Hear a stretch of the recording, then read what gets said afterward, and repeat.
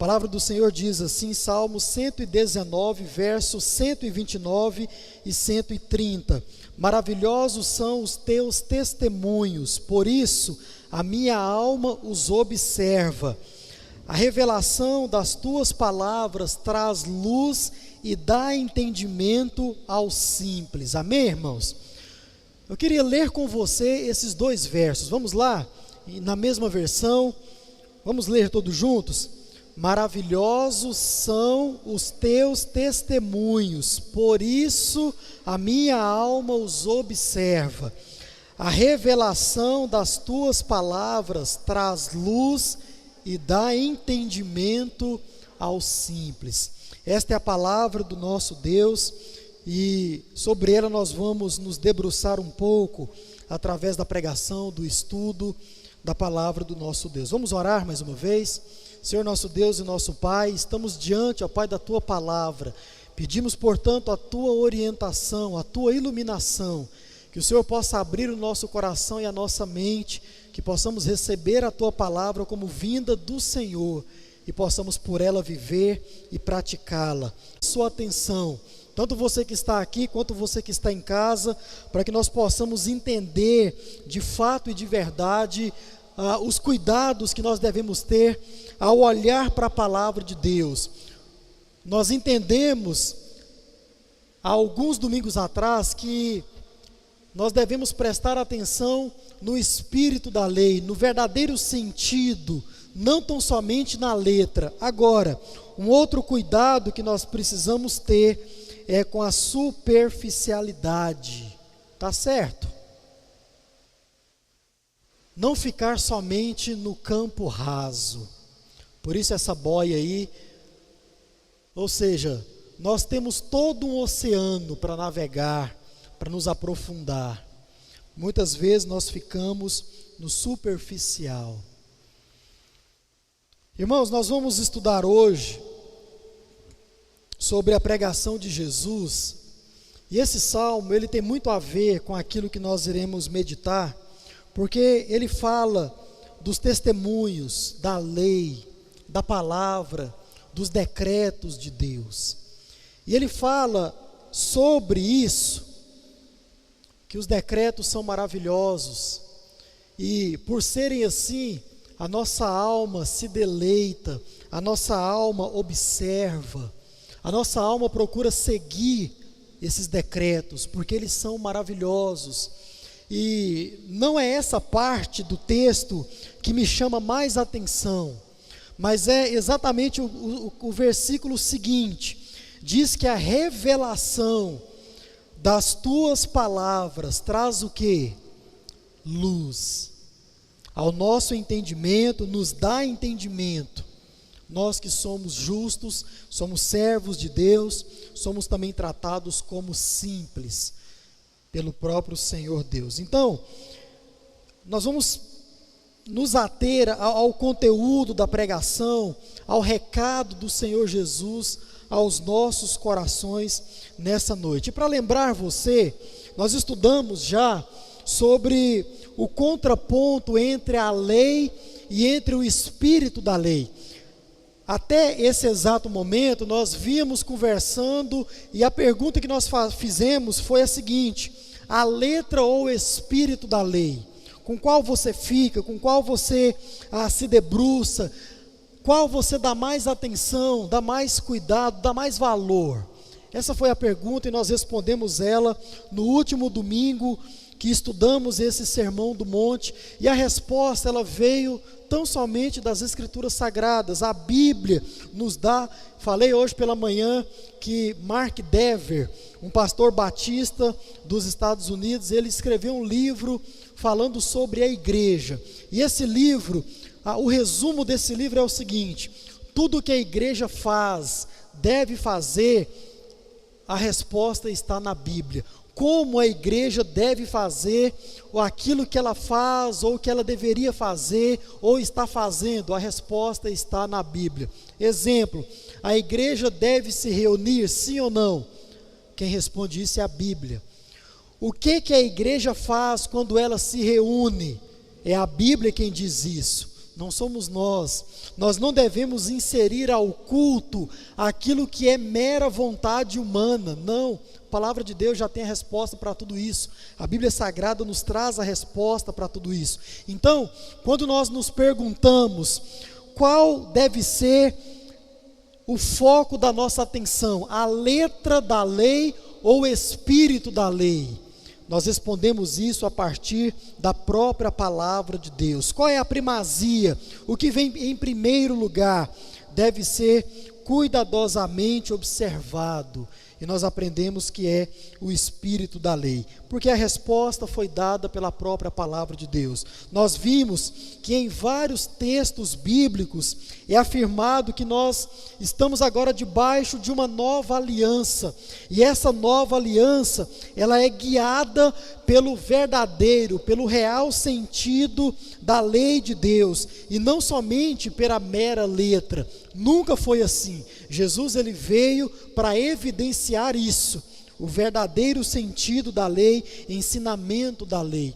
Vimos também que a Bíblia, ela disse que quando se pratica a mera letra, isso causa o quê? Morte. Paulo quem disse isso, inspirado pelo próprio Deus. Mas, irmãos, quando nós entendemos o ensino, quando nós entendemos o real sentido da lei de Deus através dos ensinos de Jesus, irmãos, isso gera vida em cada um de nós. E é por isso que nós então precisamos estudar cuidadosamente as palavras de Jesus, nesses termos, como nós iremos ver no futuro, que é como ordenanças, e você vai entender um pouco mais sobre isso. Hoje nós iremos então finalizar essa parte da letra e do espírito da lei, e como disse, eu quero chamar a sua atenção, irmãos, para algo muito importante, antes de entrarmos naquelas práticas propriamente dito. Veja só, o nosso estudo de hoje, ele vai girar em torno, ou ele vai envolver o seguinte tema: superficialidade, superficial, raso. Esse é o assunto do nosso ensino, da nossa mensagem de hoje. Ou nós poderíamos então chamar isso também de práticas religiosas vazias. Práticas religiosas vazias. Já entendemos que devemos observar os princípios que a lei quer mostrar. E nós então veremos esses princípios hoje. Nós já vimos, vamos tão somente relembrá-los. Agora, irmãos, nós devemos, ao ver esses princípios, tomar muito cuidado para não cairmos no erro de, olhando para as palavras de Jesus, tão somente caminharmos no campo raso, tão somente ficarmos como essa boia aí. Nunca que essa boia vai afundar, nunca, jamais. E infelizmente assim estão muitos de nós. Estamos aí navegando no mar da espiritualidade, navegando na palavra de Deus, mas muitas vezes nós ficamos só na superfície. E a palavra de Deus nos convida, e mais que isso, nos ordena a nos aprofundar. Os fariseus, eles viviam dessa forma, no superficial. Por isso que cumpriam a lei da forma que cumpriam, superficial. Então, irmãos, quando você estiver olhando para cada momento, para cada mandamento, para cada ensinamento de Jesus, a partir do próximo domingo que nós estudarmos aqui esses mandamentos aí, que está na sequência do texto, Mateus capítulo 5, a partir do verso 20, 25, quando você olhar para tudo isso, você precisa tomar muito cuidado. Para quê? Para que as suas ações ou as nossas ações, elas não se tornem ações vazias, elas não se tornem ações sem sentido. Irmãos, ouçam com atenção. Eu posso muito bem estar praticando a palavra de Deus, eu posso muito bem estar cumprindo a palavra de Deus e achando que essa prática, está me levando para mais perto de Deus. Eu posso estar cumprindo alguns ritos, cumprindo algumas coisas, e dentro do meu ser, eu posso estar completamente enganado, mas eu não entendo, ou eu não tenho a concepção de que estou enganado, e eu acho que essa prática está me levando para mais perto do Deus que eu sirvo, está me conduzindo a uma espiritualidade sadia, verdadeira.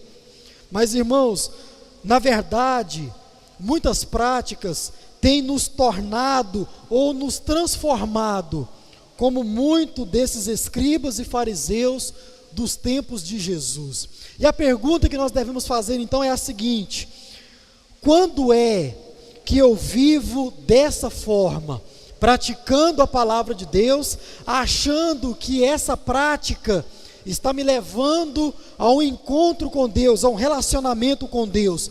Quando é que eu vivo assim? Quando eu olho somente para o ato em si, quando eu olho somente para as práticas em si, quando eu vivo a minha vida diante de Deus dessa forma, a oração é uma prática, certo? Quando eu olho para a oração somente como fim, como prática, tão somente, oração é algo que eu devo fazer. Quando eu olho para a oração com esses olhos, irmãos, não se engane, eu estou ou você estará praticando algo, mas essa prática não está te conduzindo a um relacionamento com o Senhor.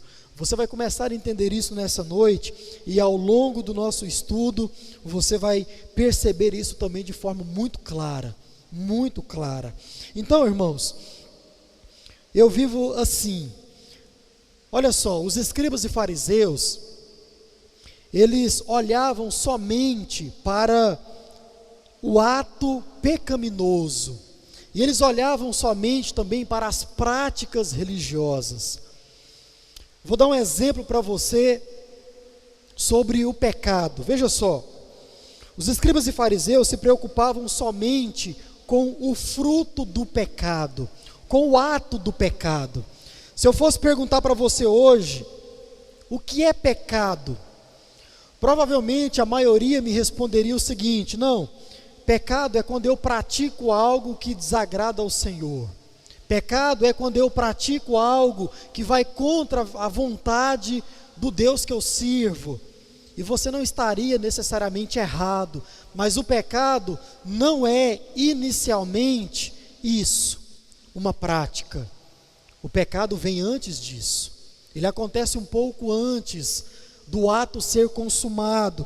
Então, quando você observa os escribas e fariseus, e muitos hoje em dia, muitos de nós até, você vai perceber exatamente isso, eles olhando tão somente para o ato pecaminoso. Agora, o que é esse ato pecaminoso? É o fruto do pecado. Como assim, pastor? Fruto do pecado? Eu explico para você de forma muito simples. Fruto do pecado são as nossas produções. Fruto do pecado são os nossos atos. Fruto do pecado é aquilo que se comete como prática, é aquilo que se comete como algo que você fez. Isso é fruto. Pecado necessariamente, primariamente, ouça isso com atenção, irmãos, são as nossas intenções e os nossos desejos e as nossas vontades impuras, sujas. Primariamente falando, essencialmente falando, isso é pecado.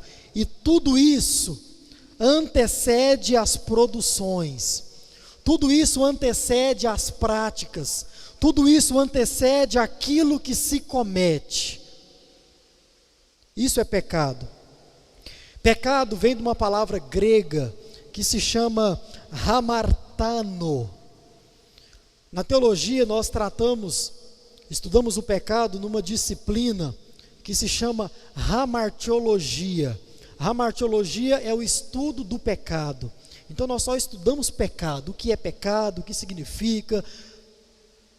Agora, sabe o que significa essa palavra hamartano, traduzido para o português? Ouça, primeiro, errar o alvo. Então pecado significa errar o alvo. E também estar em erro.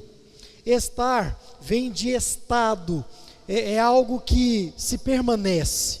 Por exemplo, você está sentado nesse banco há algum tempo, e assim ainda vai permanecer até a chuva parar, porque eu só vou terminar quando a chuva parar. É um estado.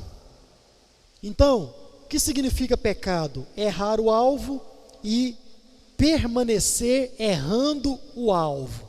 Deu para entender? Então vamos lá. Isso é pecado. Mas a pergunta que nós devemos fazer depois desse entendimento é a seguinte: onde isso se dá? Onde errar o alvo acontece? Onde errar o alvo inicia? Pois bem, muitas vezes nós tratamos e temos a concepção de errar o alvo como algo prático. Ah não, eu pratiquei algo pecaminoso, então eu errei o alvo. Vamos lá, irmãos, como nós estamos falando de superficialidade, eu quero voltar a esse assunto, e nós vamos agora caminhar no campo superficial. Vamos lá, vou fazer uma pergunta para você: para que você foi criado? Para quê? Essa resposta todo crente deve saber responder, porque isso é superficial, isso é o início, isso é a boia em cima de um oceano inteiro. Para que você foi criado? Quem veio hoje pela manhã ouviu sobre isso. Para que, irmã Fabiana? Exaltar, glorificar, servir ao Senhor. Então, irmãos, esse é o nosso alvo, sim ou não? Então você nasceu, você foi criado por Deus para acertar o alvo. Qual é o seu alvo? Exaltar ao Senhor, viver para a glória do Deus Todo-Poderoso, do Deus Criador, do Deus Soberano. Então, quando você vive a sua vida agradando ao Senhor, exaltando ao Senhor com a sua vida, você então está acertando o alvo. Agora, quando é que você erra o alvo? Quando você não vive para a glória de Deus. Quando você então desvia, e você então comete, e você então tem outros entendimentos que faz você desviar do alvo para o qual você foi criado para acertar, que é exaltar, glorificar o nome do Deus que te criou. Isso é superficial. Agora, para entender onde o pecado se dá, nós precisamos da ajuda do nosso mestre. Abra a sua Bíblia em Mateus capítulo 15. Irmão, no nome de Jesus, se você ainda não marcou esse texto, marque esse texto, porque ele é muito importante para o seu entendimento de pecado.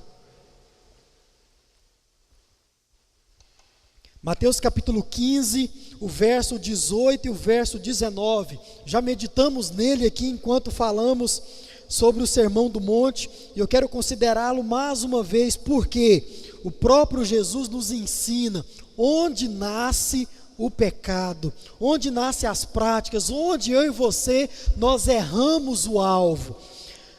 Mas o que sai da boca vem do coração, e é isso que contamina a pessoa. O que contamina a pessoa sai de onde? Do coração. E ele continua: porque do coração procedem maus pensamentos, homicídios, adultérios, imoralidade sexual, furtos, falsos testemunhos e blasfêmias. Agora eu pergunto para você: matar alguém é pecado? Sim ou não?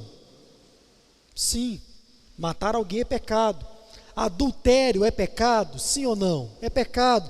Tudo isso é pecado. Agora, irmãos, quando é que tudo isso aqui que é pecado se dá? Quando é que tudo isso acontece? Quando você vai lá e tira a vida de alguém?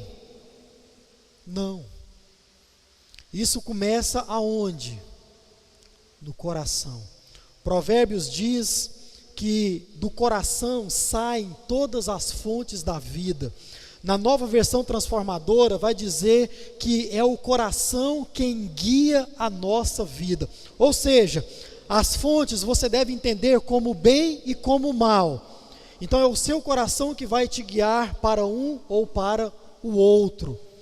Irmãos, tudo isso é pecado, imoralidade sexual, furtos, falso testemunho. Agora, nós não devemos entender tudo isso somente no campo da prática. Porque tudo isso, diz o próprio Jesus, nasce dentro do coração. Por exemplo, mentir é pecado. Não se deve mentir. E quando é que nasce a mentira? É quando você chega diante de alguém e tão somente fala aquela mentira? Não. O pecado nasceu quando lá no íntimo do seu coração você decidiu enganar aquela pessoa. Porque a mentira nada mais é do que um engano. O adultério é pecado, a prática de adulterar é pecado? É. Mas onde é que ele nasce? Quando alguém vai para a cama com outra pessoa que não é o seu esposo, que não é a sua esposa, não necessariamente primariamente. O pecado, ele se dá no íntimo, quando você planejou tudo aquilo. Ou você chegou num dia e disse o seguinte: não, hoje eu vou trair a minha esposa, hoje eu vou trair o meu marido. Não, isso foi planejado, isso foi pensado. Isso gerou tempo, gerou esforço da sua parte. Quando lá atrás você teve a proposta, você poderia ter dito não, mas disse sim a todo esse planejamento. E o que é a prática em si? É o fruto, é o fim. Fofoca é pecado? É pecado. Quando é que a fofoca se dá? Quando você chega diante de um irmão e fala de um outro irmão? Não. É quando lá no íntimo do seu coração, e só você e Deus sabe quando foi isso, você decidiu denigrir a imagem da outra pessoa. E o curioso da fofoca é que muitas vezes a gente fofoca e a gente fala o seguinte: olha, eu não gosto de fofoca não, mas sabe aquela pessoa? É assim ou não é que acontece? Olha, eu não gosto de causar confusão não, mas o mais sempre está lá, né, irmão? Não é verdade? O mais sempre está lá. Então, quando é que a fofoca se deu? Quando você falou? Não, irmão. Isso é olhar para o pecado de forma superficial. Isso é não entender que o nosso coração, ele é pecaminoso. Dele sai aquilo que é mal, os maus pensamentos, a vontade de denegrir o próximo, de blasfemar, de mentir, sai de lá, está lá dentro. E tudo isso é potencializado e depois isso é praticado, fruto do pecado. Então, irmãos, quando é que eu errei o alvo? Quando eu pratiquei? Não. Mas sim quando dentro do meu coração eu decidi ser tomado por sentimentos, desejos, pensamentos e intenções impuras. Ali eu errei o alvo. O que acontece então, pastor?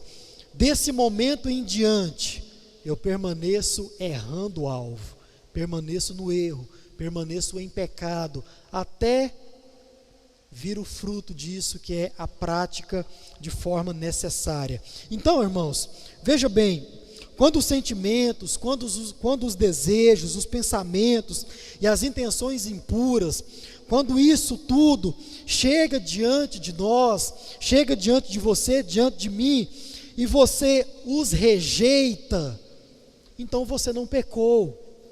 Quando tudo isso chegou como proposta, e você ali disse o seguinte: não, eu sou de Deus, eu não vou conduzir a minha vida, o meu coração não vai ser pendido para esse lado, então você não pecou.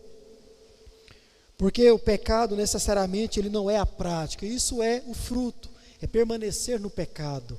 Você errou o alvo quando no íntimo do seu coração você decidiu ir contra a vontade de Deus. Então talvez você poderia me perguntar: pastor, como eu evito tudo isso lá no início?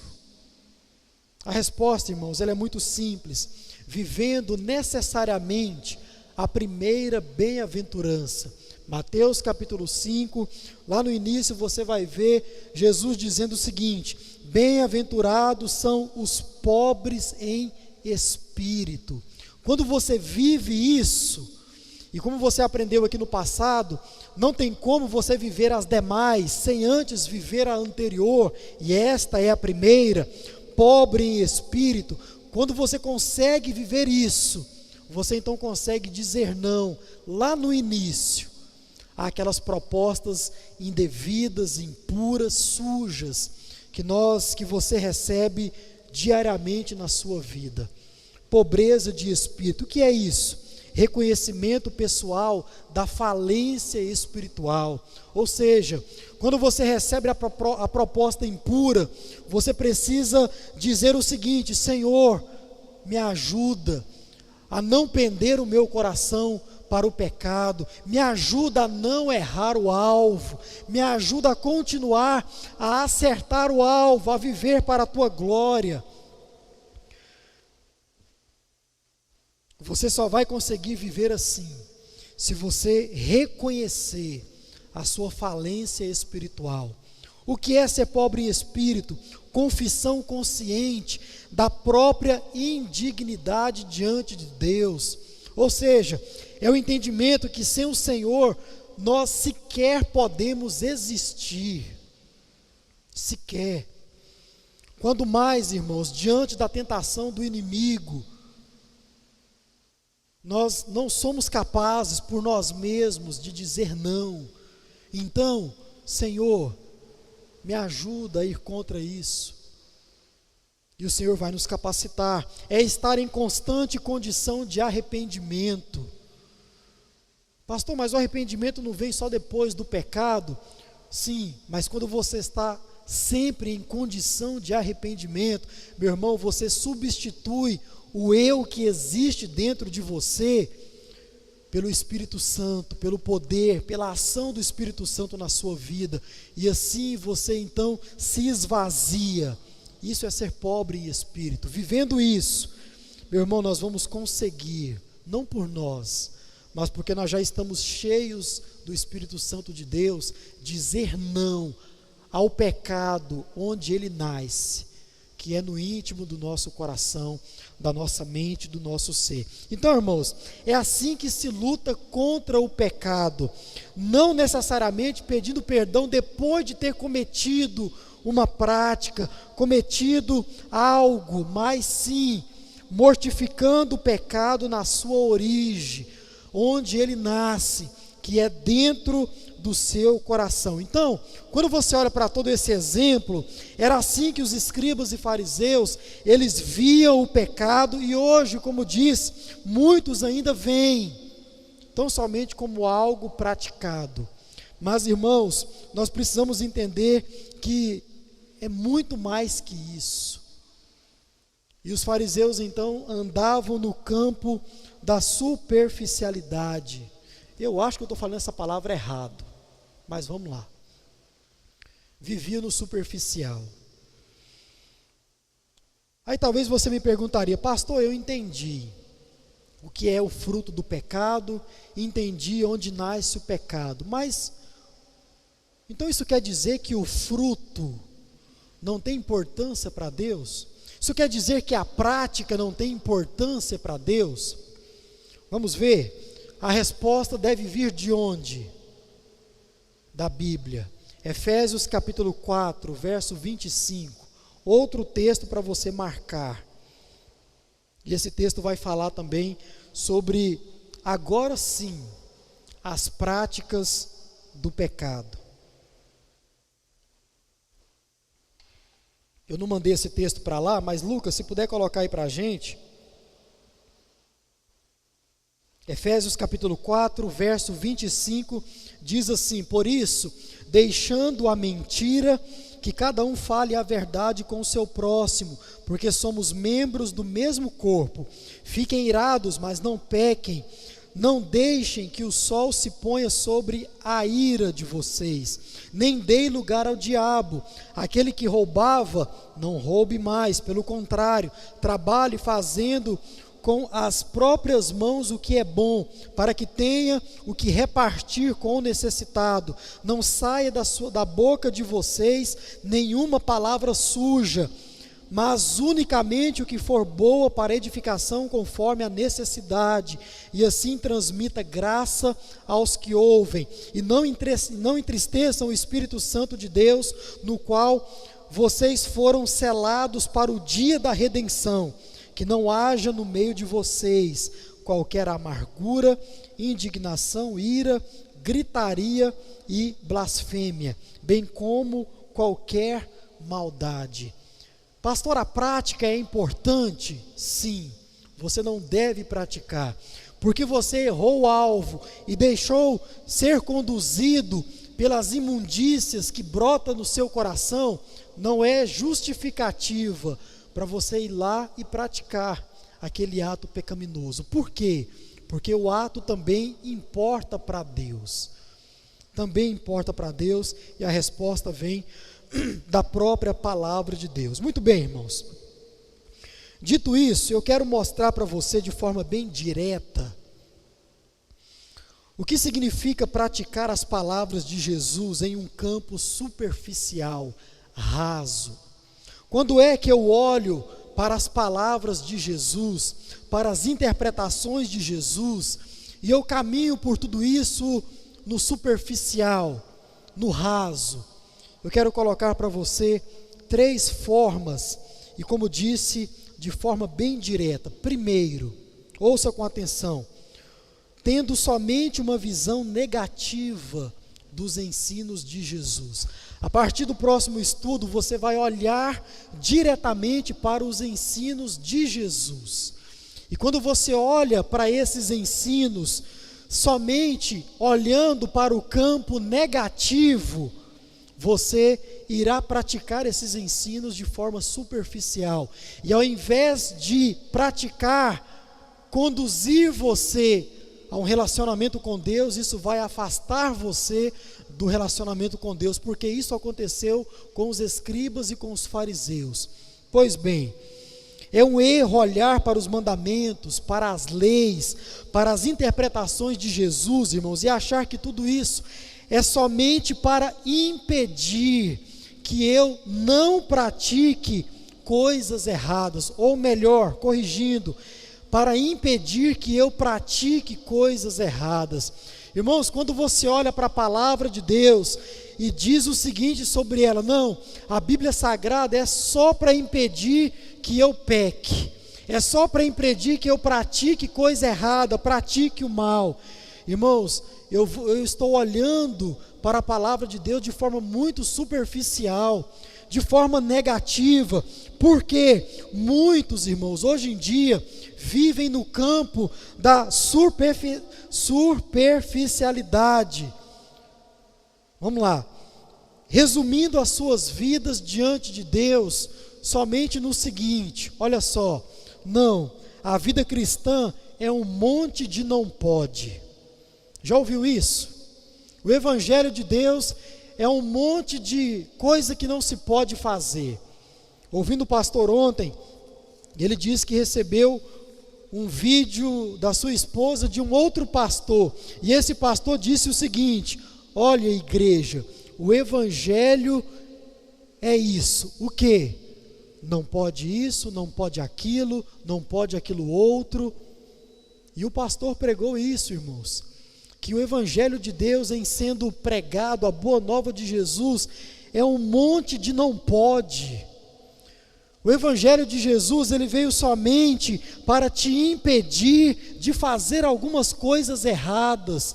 Que visão pequena, irmãos, do Evangelho de Deus, da palavra de Deus, dos ensinamentos de Jesus.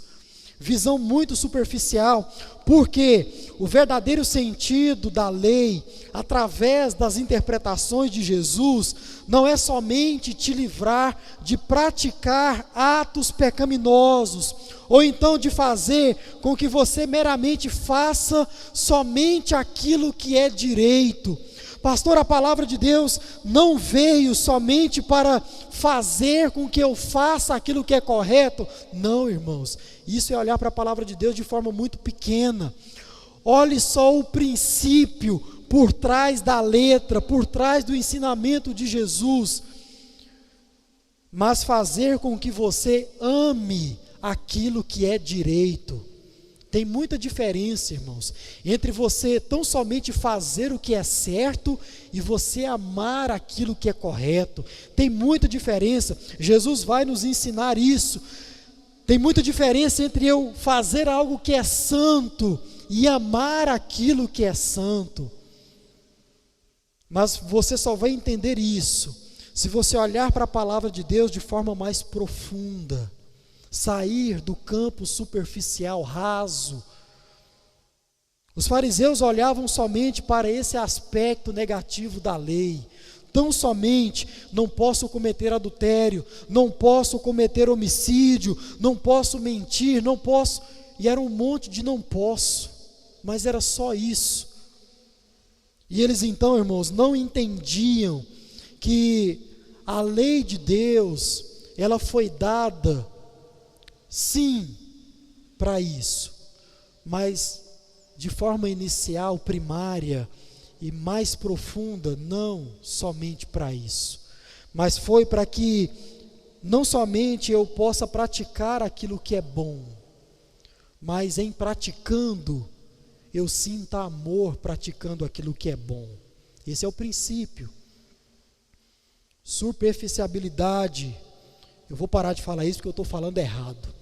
Superficial, visão pequena da lei, dos ensinamentos de Jesus. Segundo, quando é que eu olho para a palavra de Deus no campo superficial, pequeno, raso, tendo somente uma visão opressiva dos ensinamentos de Jesus?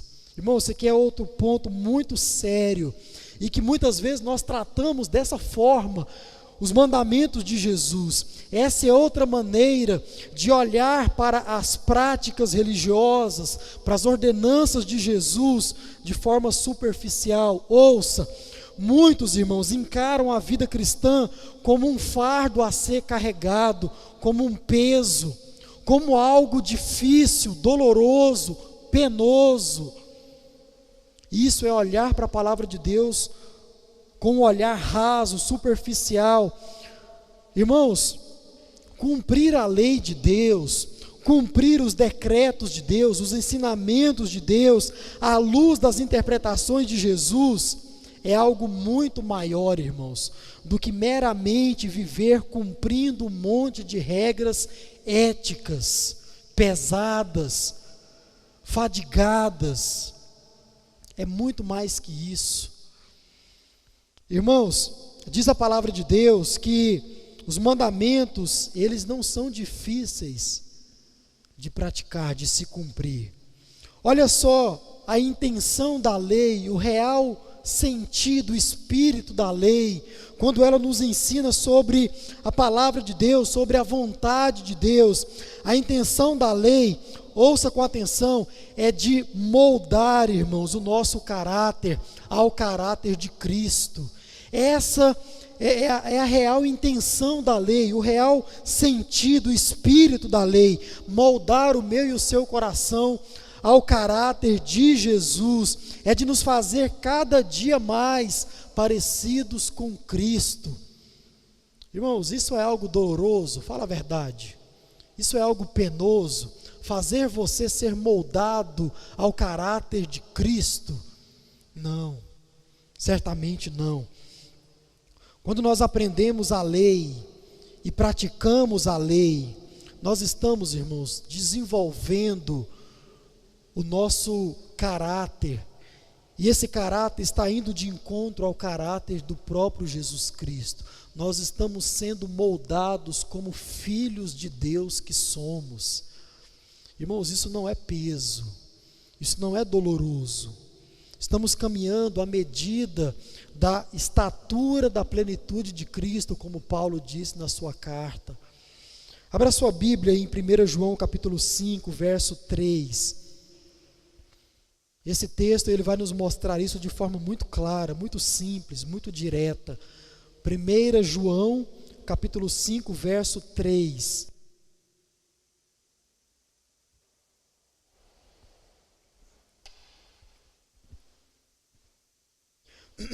Porque este é o amor de Deus. Olha qual é o amor de Deus. Que guardemos os seus mandamentos. Agora olha só como termina. E os seus mandamentos não são difíceis de guardar. Uma outra versão vai dizer que os mandamentos do Senhor não são penosos. Quando é que eu acho que cumprir a lei de Deus é algo penoso? Quando eu olho para tudo isso com um olhar pequeno, superficial. Por fim,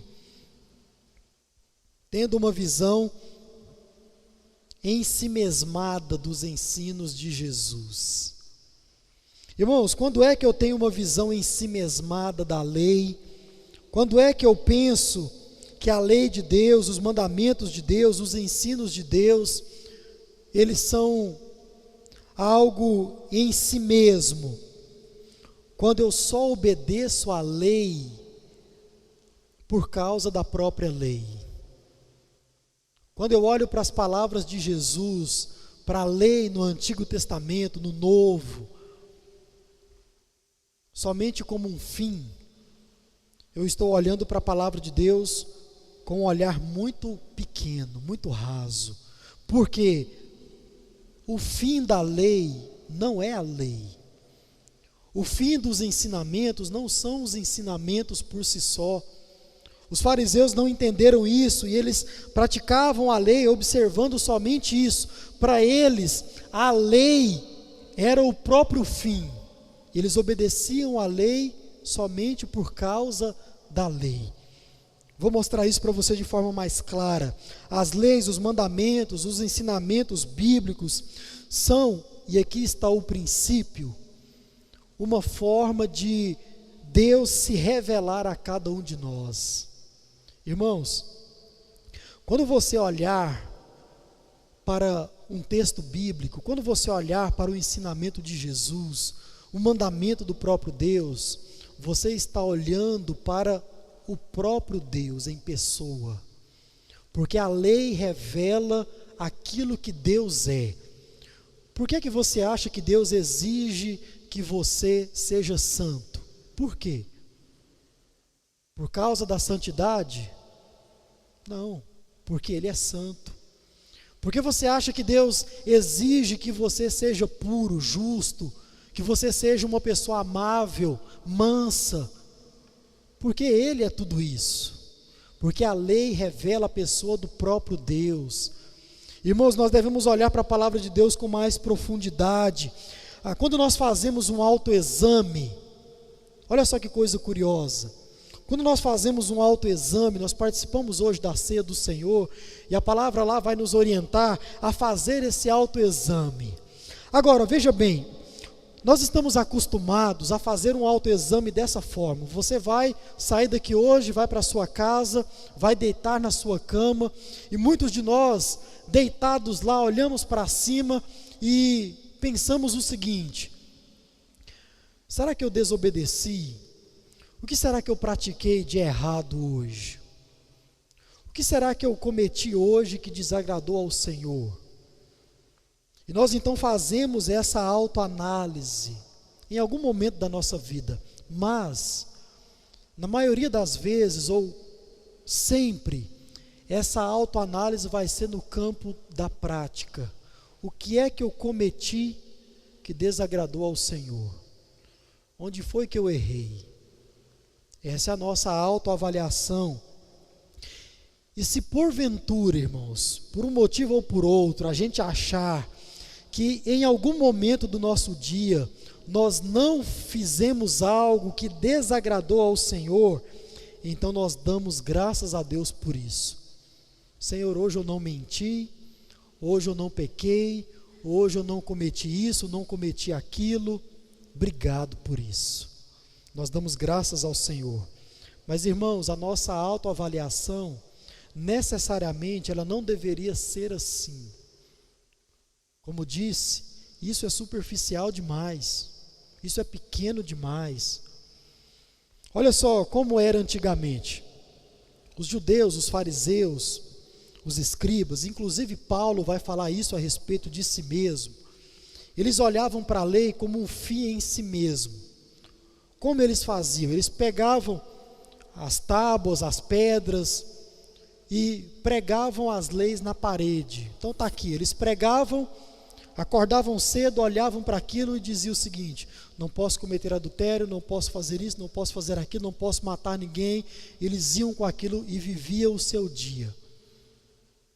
E faziam o que tinham que fazer. E no final da noite eles voltavam para casa, abriam a porta, chegavam diante da parede: não cometi adultério, não menti, não fiz isso, não fiz aquilo.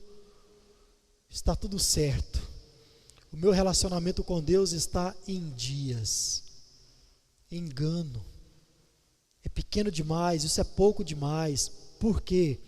Irmãos, a lei de Deus, ela tende a nos conduzir a um relacionamento com Deus, a conhecer o Deus que nós servimos.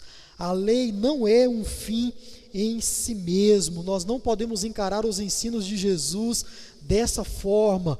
Então, irmãos, quando você olhar para aquilo que você vai olhar a partir do próximo domingo, não olhe nada disso como um fim em si mesmo. Isso é pouco, isso é pequeno. Quem fazia isso eram os fariseus, eram os escribas. Era Paulo antes de se converter. E Paulo entendeu o real sentido da lei, e o real sentido da lei é fazer com que você, com que eu, com que nós como igreja, conheçamos o Deus que nós servimos. Esse é o propósito da lei. Não encare nada disso como algo superficial, no nome de Jesus. Sabe, irmão, se você realmente quer fazer uma autoanálise, depois que você chegar na sua casa, deitar no seu colchão, feche os teus olhos, ou nem precisa fazer isso, faça as seguintes perguntas: será que eu tive hoje alguma atitude diferente da de Cristo? Será que eu fiz algo hoje? Ou será que eu pensei algo hoje? Será que eu tive alguma intenção hoje que Jesus não teria? Mais profundo. Deus ocupou de fato e de verdade nesse dia o trono do meu coração? Essa é a reflexão que nós precisamos fazer. Será que eu dei mesmo honra e glória ao Senhor com a minha vida, com os meus pensamentos, com as minhas intenções? Será que o Senhor foi glorificado no meu ser? Irmãos, é essa a autoavaliação que você e eu, que nós devemos fazer. Esse é o verdadeiro autoexame, e nós devemos assim fazer tudo isso diariamente. Termino citando uma frase, um trecho do Dr. Martyn Lloyd-Jones. Por exemplo, está aí nos ensinos de Jesus sobre a oração e sobre o jejum. Você vai aprender sobre isso. E você vai aprender não como orar. Isso não importa. Você vai aprender qual é o princípio na oração e no jejum. E sobre isso, oração e jejum, Martyn Lloyd-Jones disse o seguinte, ouça com atenção, abre aspas: se durante esse período que ele estava jejuando e orando, se durante esse período não tiver acentuado a minha qualidade de humildade de espírito, se o meu senso de pobreza espiritual não tiver se tornado mais intenso, olha só, se a minha fome de sede de justiça e de Deus não tiver aumentado grandemente, nesse período em que eu estive jejuando e orando, nesse período que eu estive cantando, nesse período que eu estive, sei lá, fazendo o que for, para a honra e glória de Deus, olha só, então terá sido dispensável qualquer coisa que porventura eu tenha feito. Dispensável. Ele termina dizendo o seguinte: de fato, para mim, teria sido muito melhor se nada disso eu tivesse feito. Fecha aspas. Por quê? Pastor, não é melhor eu jejuar do que não jejuar? Não é melhor eu fazer sem entendimento do que não fazer? Não. Porque você só passou fome, só. Mas para o seu relacionamento com Deus, aquilo não valeu de nada. Pastor, não é melhor eu orar sem entendimento do que orar? Não, do que não orar? Não, irmãos. Porque a oração, ela tem um sentido, ela tem um motivo para o qual ela foi colocada diante de mim e de você. Se eu não entendo esse sentido, esse motivo, não tem por que fazer. É melhor se não tivesse feito. Foi em vão. Em vão. Então, irmãos, eu creio, não sei você, mas eu creio que já passou da hora de nós nos aprofundarmos no ensino da palavra de Deus. Eu creio assim, e é dessa forma, você sabe, que eu procuro expor as Escrituras para você. Se você espera algo raso, por favor, você tem que me demitir daqui, no nome de Jesus, faça isso, no nome de Jesus. Quando nós olhamos para a palavra de Deus, precisa ser com esse olhar. Espera, será que o que está diante dos meus olhos é mesmo o que está diante dos meus olhos? Será que é só isso? Talvez não, talvez será. Nós vamos estudar. Jesus, ele cuidou, quando ele estava diante dos seus discípulos, para que essas próximas palavras dele não viesse a se tornar para os seus discípulos o que era para os escribas e fariseus. Tão somente palavras, e eles cumpriam aquilo por somente cumprir. O Sermão do Monte não foi pregado aos discípulos com essa intenção, mas para que os discípulos pudessem se aprofundar cada dia mais nos princípios. Quais são? Amor à palavra de Deus, aquilo que é correto, aquilo que é santo, puro. Segundo princípio, transformação de caráter. A lei de Deus é para isso, transformar o nosso caráter. E segundo, conhecer o Deus que nós servimos. Tudo que você vai ouvir daqui em diante tem isso como princípio. E se você entender, irmãos, esses princípios, você vai conseguir aplicar a palavra de Deus em qualquer situação da sua vida, qualquer uma.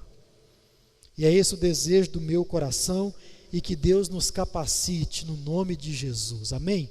Vamos ficar em pé, vamos orar, e agora que a chuva passou, vamos embora para casa. Senhor nosso Deus e nosso Pai, te bendizemos pela tua palavra.